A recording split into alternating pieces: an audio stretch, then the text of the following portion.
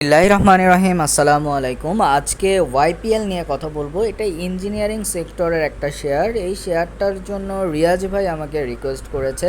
তার আগে আরেকটা গুরুত্বপূর্ণ ইনফরমেশন আপনাদের দিয়ে রাখি। আগামীকাল সোমবার কেনা উপযোগী খুব ভালো একটা শেয়ার আপনাদের সাজেস্ট করব, যে শেয়ারটা ফান্ডামেন্টালি ফাইন্যান্সিয়ালি খুব স্ট্রং।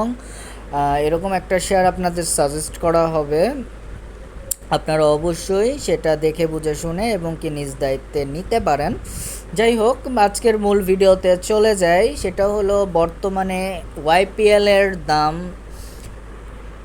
26.10, যেটা গত দিন প্রায় 2.97% কমেছে।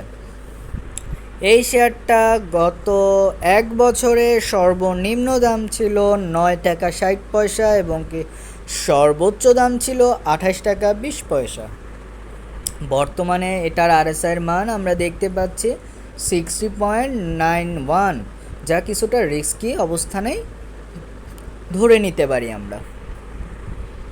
আমরা প্রাইসের চার্টটা যদি একটু দেখতে চাই তাহলে দেখতে পাবো 2018 সালে এই শেয়ারটার দাম বর্তমানের দামের কাছাকাছি ছিল। এরপর থেকে ক্রমাগতভাবে এই শেয়ারটার দাম কমতে থাকে এবং কি 20 সালে এটা সর্বোচ্চ কমে যায়, এটা প্রায় 60 টাকার কাছাকাছি চলে যায়। পরবর্তীতে আবার এই শেয়ারটা বেড়ে বর্তমান পজিশনে 2022 সালের শুরুর দিকে আসতে থাকে। 2022 সালের শুরুর দিকে এই শেয়ারটা 20 টাকা ক্রস করে এবং কি পরবর্তীতে আমরা দেখতে পাচ্ছি এখন 28 টাকার কাছাকাছি, 26 টাকা অবস্থান করতেছে, বাট 28 টাকা 20 পয়সা এটার দাম উঠছিল। যাই হোক, আমরা অন্যান্য বিষয়গুলো একটু খেয়াল করি। এটা বি ক্যাটাগরির শেয়ার, আপনারা দেখতে পাচ্ছেন। শেয়ার হোল্ডিং পার্সেন্টেজটা যদি আমরা খেয়াল করি, director share 30.52%, foreign share institutional share 18.03%, public share 51.45%। আচ্ছা, ফরেন শেয়ার নাই।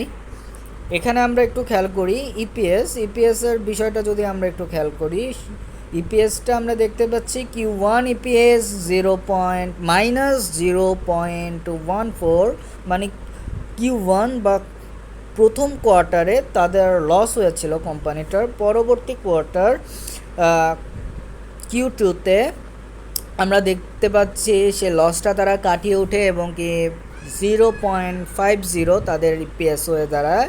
পরবর্তীতে আরেকটু কমে Q3-তে ইপিএস দাঁড়ায় 0.17। ন্যাভের পরিমাণটা আমরা দেখতে পাচ্ছি ক্রমাগতভাবে বাড়ছে, যা পজিটিভ লক্ষণ।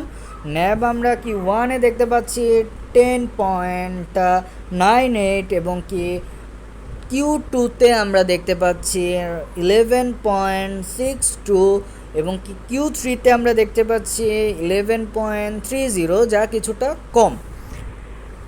এবার আমরা ডিভিডেন্টের একটা চার্ট দেখতে চাচ্ছি। 2021 সালে তারা কোনো ডিভিডেন্ড দেয় না। 2020 সালে তারা 1% ক্যাশ ডিভিডেন্ড দেয় এবং কি 2019 সালে 5% স্টক ডিভিডেন্ড দেয়, 2018 সালে 3% স্টক ডিভিডেন্ড দেয় এবং কি 2017 সালে 5% স্টক ডিভিডেন্ড দিয়ে আসছে। ইপিএসের দিকে যদি আমরা একটু খেয়াল করি, ইপিএস 2021 সালে তাদের ইপিএস মাইনাস ছিল, তাদের ইপিএসের পরিমাণ ছিল -0.55। 2020 সালে ইপিএস ছিল 0.01, 2019 সালে 0.15 এবং কি 2018 সালে 0.14, 2017 সালে 0.58। আমরা এখানে দেখতে পাচ্ছি এমএফআইয়ের মান এখানে দেখতে পাচ্ছি 60.94, এমএসিডির মান আমরা দেখতে পাচ্ছি 1.12 এবং কি বিটার মান আমরা দেখতে পাচ্ছি 1.16। যাই হোক, এখানে এমএসিডির মানটা আমাদের নির্দেশনা দিচ্ছে, এখন পর্যন্ত বাই নির্দেশনা দিচ্ছে। এছাড়া বর্তমানে শেয়ারের যে অবস্থা, সে অবস্থাটা অনেক বেশি খারাপও না, অনেক বেশি ভালো না, কিছুটা রিস্কি পজিশনে থাকলেও কিছুটা রিস্কি পজিশনে থাকলেও এটা সমস্যা নাই।